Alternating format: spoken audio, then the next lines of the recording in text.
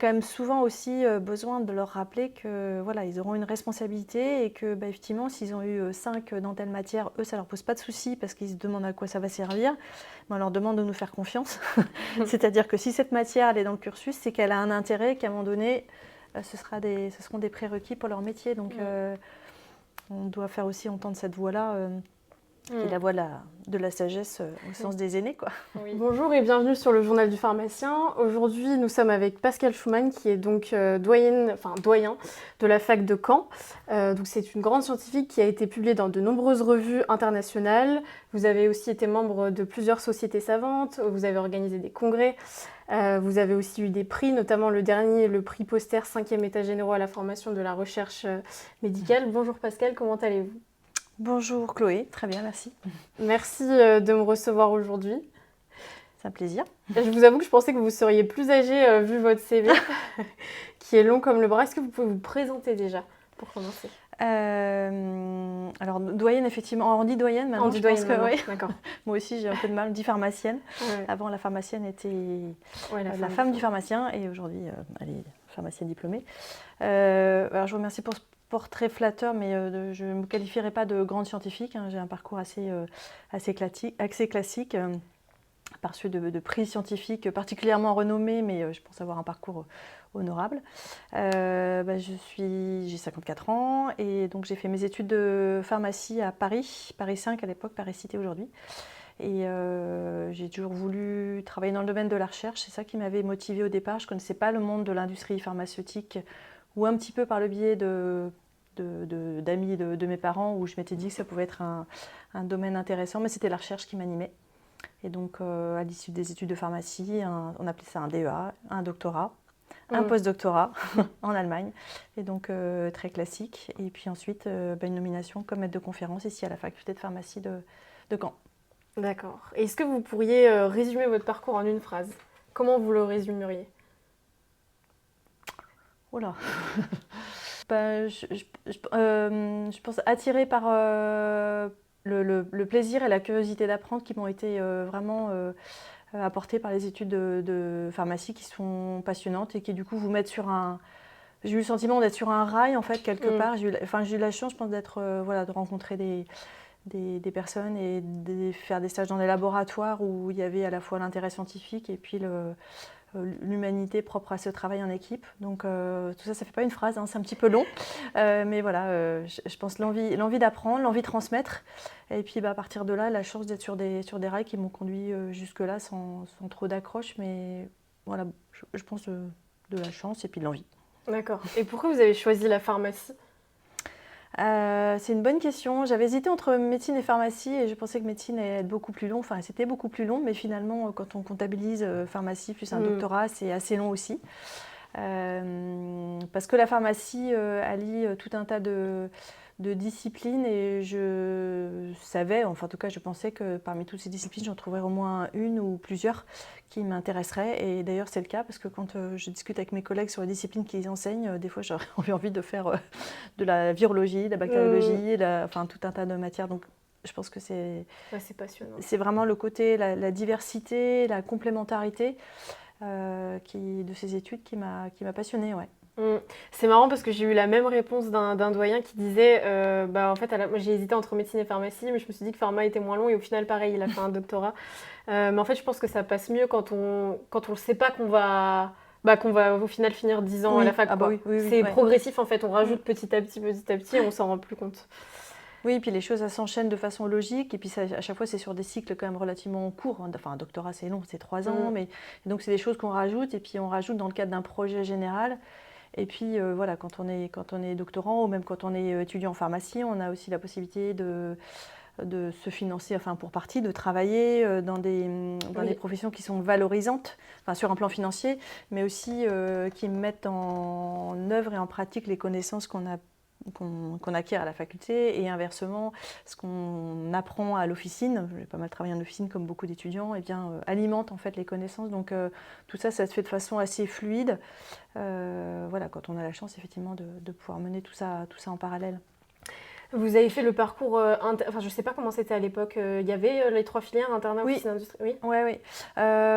Moi, j'ai fait le parcours industrie-recherche. D'accord. C'était la recherche qui Mmh. m'animait. Je pensais travailler plutôt dans l'industrie pharmaceutique, développement et recherche dans l'industrie pharmaceutique. Donc j'ai fait une 6e année industrie. Et puis il fallait de toute façon un doctorat. Et là, du coup, je suis venue en région ici en fait, parce que j'étais à Paris. D'après mon directeur de thèse de l'époque, c'était pour venir faire du bateau. Et je lui dis non, c'est pour faire des neurosciences dans votre laboratoire, parce que vous voyez à l'époque, en fait c'était un peu des deux. Et donc, et puis finalement, d'avoir la possibilité d'être dans un laboratoire académique avec toute la liberté que ça offre en termes de projets de recherche, tout l'environnement extrêmement stimulant et assez libre quand même, je pense, j'imagine par rapport au milieu de l'industrie pharmaceutique et de la recherche que je connais moins bien du coup, m'a donné envie de poursuivre dans des grands organismes de recherche, donc l'université. Et j'étais dans un laboratoire CNRS à l'époque. Et puis la découverte de l'enseignement, puisque dans le doctorat, on a la possibilité d'œuvrer dans l'enseignement, là, ça a été vraiment une découverte et j'ai eu une vraie appétence pour poursuivre là-dedans. Je ne me serais pas vue faire que, entre guillemets, c'est pas péjoratif, de la recherche. L'enseignement, ça m'est devenu une évidence. Vous avez fait, mais vous avez fait de la biologie médicale, j'ai vu aussi. Non, j'ai pas fait pas de biologie médicale. Non, ok. Non, la pharmacologie. D'accord. J'ai un parcours en pharmacologie en fait. Expérimental plutôt. Ok. Est-ce que vous auriez un élément marquant de votre carrière? Enfin, je pense que vraiment la découverte d'un laboratoire de recherche, de la vie du laboratoire de recherche, de toutes les activités, de toute la stimulation intellectuelle et du travail en équipe et du plaisir à apprendre et à transmettre, ça a été vraiment un déclic. Et donc, du coup, c'était pendant mes études de pharmacie, lorsque j'ai fait à l'époque, on appelait ça des MSBM. Donc, certains de la génération s'y retrouveront. C'était une maîtrise de sciences biologiques et médicales, l'équivalent d'un master aujourd'hui. Et donc, il y avait un stage en laboratoire à faire, un stage en pharmacologie expérimentale, et j'ai juste adoré. Et là, je me suis dit, voilà, je sais pourquoi j'ai fait pharmacie. Donc, effectivement, c'était assez réaliste. Donc, c'était à Paris, laboratoire de pharmaco. Et vous avez parlé justement de cette envie de transmettre et j'ai vu justement que vous êtes très engagé auprès des étudiants. Qu'est-ce qui vous a donné cette envie? En fait, c'est le fait de la pratiquer, puisque quand on est doctorant, on nous donne la possibilité d'enseigner et donc se retrouver face à des étudiants qui sont parfois juste un peu plus jeunes que vous et puis se mettre en situation de leur transmettre des connaissances et puis de leur donner envie d'apprendre. Je dirais qu'il n'y a pas plus valorisant que ça, quoi. Et puis se rendre compte qu'ils apprennent, qu'ils comprennent, qu'ils apprennent, et inversement se rendre compte qu'on n'a pas été clair. Enfin, je veux dire, c'est un miroir. Feedback, parlant. Un miroir hyper parlant. Parce que les étudiants, ils se rendent pas compte en fait, mais leur expression sur les visages, on arrive à les lire à force, même quand ils sont dans un amphi. On voit quand ils comprennent, ça se voit au niveau des traits et donc, c'est une interaction permanente, même si elle n'est pas toujours très visible. En réalité, on est toujours en back-office à se demander si ce qu'on a dit est passé ou pas. Et on ne le fait pas toujours. Des fois, on dit, bon, ils n'ont pas compris, mais bon, finalement, il faut que j'avance, il faut que je termine. On verra ça plus tard. Mais globalement, c'est cet échange en fait, qu'on peut avoir avec les étudiants et puis la transmission de notre passion pour la discipline qu'on enseigne. Et puis la remise en question permanente que ça représente. C'est vrai qu'on s'en rend pas compte en tant qu'étudiant. Enfin, moi, je me rappelle, on s'en rend pas compte et je me rends compte aujourd'hui que je fais des petites conférences et encore, c'est pas sur, c'est des conférences sur les débouchés de la pharmacie, quoi. C'est pas sur de la science dure, quoi. Et je me rends compte de l'exercice que c'est. Et je me dis, waouh. On s'en rend pas du tout compte quand on est étudiant. Et même, je trouve qu'on se rend pas assez compte du fait que, les équipes pédagogiques, elles sont vraiment là pour notre bien, quoi. Il y a une envie de transmettre et de nous faire évoluer. On s'en rend pas compte, on est trop jeune, je pense. Oui, je pense que c'est une fois qu'on s'est retrouvé dans la situation inverse, comme souvent, où on se rend compte effectivement de l'effort que ça représente. Quand on fait une heure de cours, on dit classiquement que la première heure de cours, la première fois qu'on l'a fait, ça représente 10 heures de travail en amont. Et puis des fois, on prépare des choses et en fait, on se rend compte quand on fait le cours qu'on est à côté de la plaque, ou inversement qu'on a visé juste. Et puis d'une promo à l'autre, ça fait pas la même chose. Donc en fait, je dirais ce qui est passionnant dans notre métier d'enseignant-chercheur, c'est qu'il n'y a pas de routine en fait. Dans la journée, il n'y a jamais la même journée. Il y a toujours plein de choses différentes à faire, dont certaines sont parfois imprévues, encore plus quand on devient un doyen. Et puis d'une année sur l'autre, alors effectivement, c'est parfois les mêmes cours, les mêmes emplois du temps, mais au final, les étudiants ne sont pas les mêmes. Et même d'année en année, j'imagine que ça change. Enfin, il y a 5 ans, c'était peut-être pas pareil que maintenant, quoi. Ah oui, les réformes, voilà. on en a quasiment tous les ans, donc ça nous prend beaucoup de temps pour adapter les enseignements. Ça va vers le mieux, mais effectivement, je pense que l'étudiant, il ne peut pas se rendre compte de tout ce qu'il y a comme travail en amont pour retravailler les maquettes, pour réfléchir à des nouvelles pratiques pédagogiques, pour avoir des approches plus transversales entre enseignants. Ça représente beaucoup de travail, mais au service de l'étudiant. Mais oui, bah c'est ça qui en fait aussi l'intérêt, parce que si on était des machines à répéter les cours tous les ans... Oui, c'est vrai. Et depuis quand êtes-vous doyen de la fac de Caen ? Depuis le mois de janvier 2022 de cette année. D'accord, donc un peu plus de 6 mois. Pour 5 ans, 9 mois. 9 mois. Oui, pour 5 ans. D'accord. Et combien y a-t-il d'étudiants par promotion à la fac de Caen à peu près ? Environ une centaine. D'accord. Environ une centaine par promo. Et vous connaissez la répartition par filière officine industrie hôpital ? Oui. Alors en fait, le choix de filière se fait en 4e année. Et donc ces dernières années, alors je veux monter carrément, il y a plus longtemps, moi du temps de mes études, il y avait plus de 60% des étudiants qui faisaient filière officine. Je ne connaissais pas bien les autres répartitions, mais voilà. Et ces dernières années, il y a eu un regain d'intérêt pour la filière industrie. C'est ça, on m'a dit ça aussi. Et ce qui fait qu'il y a 2 ans, je pense qu'on était en 4e année à peu près à un tiers entre officine, industrie, recherche et internat. Et là, cette année, le nombre d'étudiants qui choisissent la filière industrie diminue un petit peu. On est passé de promo de 40 à 26, ce qui n'est pas plus mal aussi. À combien ? De 40 à 26. Ah oui, cette année. Bon, après, ça fluctue d'une année sur l'autre. Je crois que c'est une trentaine en internat.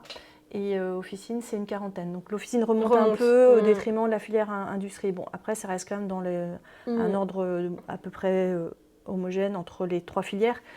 Mais comme vous le savez, le concours d'internat va de toute façon définir le nombre d'étudiants qui deviendront internes. Donc on a ensuite des réorientations de la filière internat vers la filière le plus souvent officine et parfois industrie, un peu plus rare.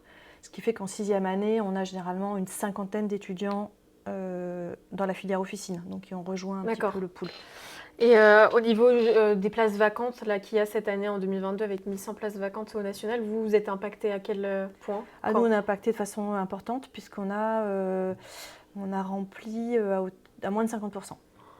Oh là là. Donc ça a été particulièrement impactant. L'année dernière, on a rempli à 100% parce qu'il y avait des redoublants de PACES, mais on avait déjà un nombre de places vacantes en première année, puisque seuls les étudiants de première année l'année dernière ont postulé. En première année de pharma, vous voulez dire ? En première année de LAS, parce que nous, on n'a qu'un système purement LAS, on n'a pas de passe. Et donc l'année dernière, nous avions 43 places, je crois, offertes aux étudiants de LAS 1 en pharmacie, et nous n'en avons rempli qu'à hauteur de 26. Donc il y a eu les étudiants de PACES, et il y avait les redoublants, et les AJAC, il y a eu des passerelles. Donc au final, ça ne s'est pas vu l'année dernière, mais on savait déjà que de toute façon, l'année suivante, on allait se retrouver dans un scénario relativement similaire. Par contre, j'avoue que je ne pensais pas à ce point-là. Je ne pensais pas à ce point-là. On a effectivement une promotion alors qui est 2 fois plus petite que la taille habituelle. Ce qui évidemment est très inquiétant pour la suite parce qu'on a déjà un manque de pharmaciens d'officine, un manque de praticiens hospitaliers sur le territoire. Donc ça inquiète les professionnels et nous aussi, bien évidemment. Pour autant, l'année dernière, donc les étudiants en 2e année de l'année dernière, les étudiants de 2e année de cette année, sont moins nombreux, mais je pense qu'ils sont plus motivés. C'est-à-dire qu'ils sont en pharmacie et je pense qu'ils savent pourquoi ils sont là. Je ne veux pas dire que les autres ne l'étaient pas, mais en fait, ça a l'air d'être un premier choix. Et on les sent motivés, on les sent présents. Ils viennent en cours, ils posent des questions. Moi, ça m'est arrivé récemment de demander à des étudiants de me laisser finir ma phrase parce qu'il y avait 4 ou 5 bras qui se levaient en même temps. Enfin, je veux dire, c'est quand même assez... c'est très agréable. Mais voilà, les étudiants qui étaient motivés, qui étaient performants, il y a eu très bons résultats en 2e année. Voilà, parce que... Étonnant, parce qu'on peut se dire, la LAS, je sais qu'ils ont des matières très diverses et variées, c'est pas forcément focus que santé. Ah bah non, puisque à Caen, nous sommes que des LAS, c'est-à-dire pas de PAST, en fait, nous avons ouvert le dispositif à 10 licences. Donc il y a de la biologie, il y a de la chimie, il y a de la physique, il y a donc plutôt des sciences. Donc ils peuvent avoir des lacunes peut-être dans certaines... Oui, surtout ceux qui peuvent venir de droit ou de psycho ou de STAPS. Alors Oula. c'est vrai qu'en pharma, on a quand même beaucoup d'étudiants qui viennent de la licence sciences pour la santé, donc avec une forte coloration biologie, qui a quand même rempli une bonne partie des disciplines de la deuxième année de pharmacie, ou de chimie, mais pas tant de chimie ce qu'on aurait pu imaginer, beaucoup de biologie. Ils ont quand même 100 heures de tous d'enseignement en mineur santé, donc évidemment c'est peau de chagrin par rapport à la PACES. Mais pour autant, on s'attendait à avoir des difficultés pour ces étudiants-là qui venaient de la LAS, et ça a été le contraire. Ok. On a mis en place des TD de remédiation auxquels ils sont tous venus. Moi, j'ai trouvé qu'ils avaient une certaine maturité qui fait qu'ils appréhendaient leurs études différemment et des méthodes de travail un peu différentes parce que clairement, ils allaient en cours en LAS. Ils allaient en cours en L2 et donc là ils viennent en cours, ils prennent des notes, ils sont actifs, donc du coup ils prennent pas de retard non plus dans leurs apprentissages, ce qui n'est pas le cas d'étudiants qui auraient pris l'habitude de travailler sur des supports dits Ronéo, où clairement ils accumulent du retard. Donc la quantité non, la qualité pour l'instant je dirais oui. Donc comme quoi, il n'y a pas que du négatif, quoi. Il n'y a pas que du négatif. Non. Il n'y a pas que du négatif à notre échelle, c'est-à-dire l'équipe enseignante. Et je pense à l'échelle des étudiants, je pense que la PACES était quand même une expérience difficile à vivre quand on est en situation d'échec en particulier. Oui. Et là, ce sont des étudiants qui sont quand même inscrits dans une dynamique, c'est-à-dire ils sont inscrits dans une licence. Alors, il y a parfois des grands écarts à faire entre une licence de droit et les matières de la mineure santé. C'est très compliqué pour les étudiants, ça il n'empêche qu'on ne peut pas dire le contraire. Mais en revanche, les étudiants qui n'ont pas été admis en santé à l'issue d'une L1, mais qui valident leur L1, qui rentrent en L2, ils sont dans une dynamique de réussite. Et ne serait-ce que dans leur entourage, plutôt que dire je redouble ma PACES, qui a quand même un sentiment d'échec, alors que de dire je suis en L1, je passe en L2, voilà, c'est un parcours de réussite. Et l'étudiant qui se retrouve en L2, il va avoir un nouveau programme, avec éventuellement des nouvelles méthodes. Donc il avance, en fait, il est vraiment dans une dynamique, alors que quand on redoublait la PACES, on reprenait les mêmes matières, on se replongeait dans un environnement et dans des automatismes, dans un apprentissage qui est très particulier, qui n'est pas propice à la maturation de l'étudiant, à la maturation de son projet professionnel. Il y avait vraiment le redoublement, alors que là, c'est du nouveau, donc c'est plus motivant.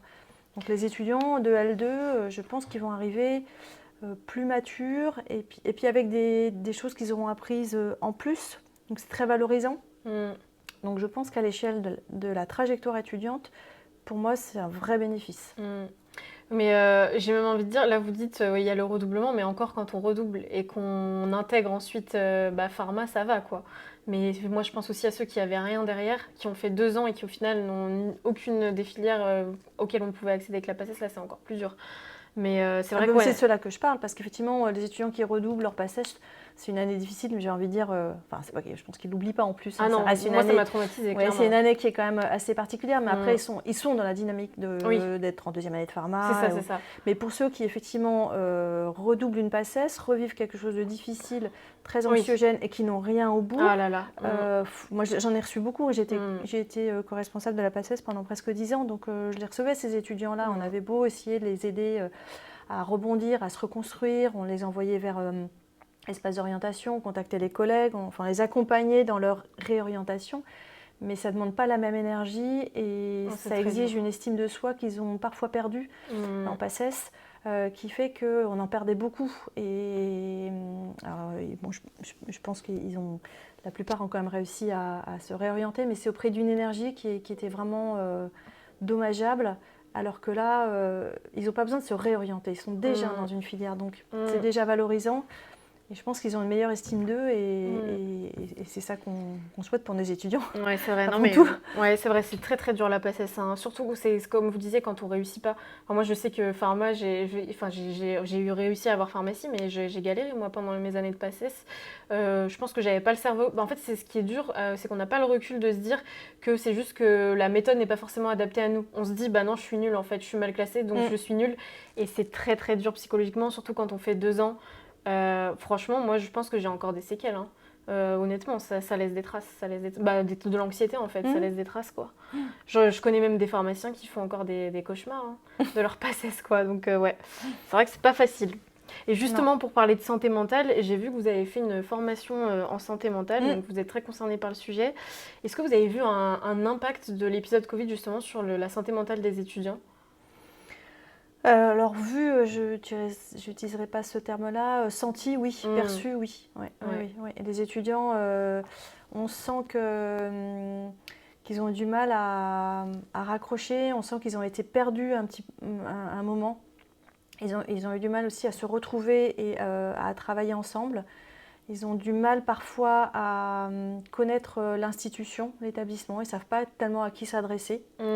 Ils ont perdu l'habitude de venir ils avaient perdu l'habitude de venir en cours. Et je vous dis, même les associations étudiantes nous ont dit qu'ils peinaient aussi à ramener les étudiants dans les murs de la faculté, parce que je pense qu'ils avaient pris une habitude peut-être de travail en solitaire. Donc je pense qu'ils ont perdu les repères. Ils ont perdu des repères et alors je ne sais pas si c'est parce que j'occupe des fonctions différentes de celles que j'occupais il y a 10 ans. Très certainement, je vois beaucoup plus d'étudiants en difficulté. On les reçoit beaucoup. On a ce qu'on appelle le CAO, Conseil d'aide et d'orientation, qui est une cellule d'écoute pour les étudiants en santé. On en reçoit de plus en plus d'étudiants qui ont des difficultés personnelles, financières ou autres. Moi, je les reçois quand ils me sollicitent. Mon assesseur pédagogique, donc Aurélie Mazère-Fréon, de la même façon est sollicité, les responsables d'année. On est de plus en plus sollicité. Alors, ce qui est une bonne chose, entre guillemets, ça veut dire que les étudiants osent ouvrir la porte du bureau et viennent nous voir. Donc, et ils ne restent pas seuls dans leur désarroi. Mais j'ai quand même l'impression qu'il y a plus d'étudiants qui sont dans la difficulté. Il y a le Covid, il y a la société aujourd'hui, les difficultés financières, tout ça. Donc, je ne pourrais pas vous dire la part des choses dans toute cette perception. Mais oui, on en reçoit de plus en plus, on en écoute de plus en plus qui ont des difficultés d'ordre personnel au final, enfin en tout cas, et qui ont un impact sur leurs études, bien évidemment. Ouais, c'est le même retour qui émane aussi des autres facs. Ils disent la même chose, les assos étudiantes, pareil, qu'ils ont beaucoup de mal à faire venir les étudiants de la promo, enfin des promos Covid, quoi. Ils n'arrivent pas à les faire sortir. C'est comme si c'était un peu replié sur eux-mêmes, quoi. Oui, Et comment vous les accompagnez ici? Donc déjà, vous les recevez, du coup? Oui, on les reçoit. Comment on les accompagne? On les écoute surtout beaucoup. On essaie de leur donner des conseils. On essaie de leur redonner aussi du courage et une estime d'eux-mêmes. Et on leur montre le chemin vers lequel ils vont et on leur montre le chemin parcouru. Parce que des fois, les étudiants, surtout s'ils sont en difficulté, parfois aussi scolaire, l'idée, c'est de ne pas les enfoncer. C'est quand même de pointer aussi surtout les défauts de méthode. C'est-à-dire, on essaie de voir un peu comment ils travaillent, de faire le point avec eux. Ça se termine très souvent par aller en cours. Il n'y a pas de miracle. On voit bien le retard qu'ils prennent à travailler sur des Ronéo qui sont des pavés comme ça, avec des erreurs et avec toutes les notions qui sont mises sur le même plan. Et on leur dit, même nous les enseignants, on leur dit, mais on n'arriverait même pas à prendre nos cours sur vos Ronéo, tellement il y a de choses. Donc on essaie de revoir un petit peu la méthode, on essaie de valoriser les UE dans lesquels ils ont bien travaillé, en leur disant oui, c'est possible. Parfois, quand il y a des étudiants qui sont isolés, on a beaucoup recours aux étudiants élus qui sont très dynamiques et qui sont très actifs dans notre faculté pour leur dire écoutez, on a repris un étudiant qui est un peu seul dans sa promo, est-ce que vous ne pourriez pas faire en sorte que les étudiants de la promo viennent à eux ou pour les accompagner, leur proposer de travailler en groupe. On met en place des rendez-vous réguliers. Ça, des étudiants, on leur dit écoutez, on se revoit dans 2 mois. Le CAO, souvent on dit on se revoit dans 2 mois, on fait le point. On les oriente vers les services sociaux, on les oriente vers le SUMS quand il y a besoin d'un accompagnement médical ou social, parce qu'on ne peut pas les obliger à y aller, mais on leur donne les coordonnées. Parfois, on nous passe un coup de fil pour accélérer le processus.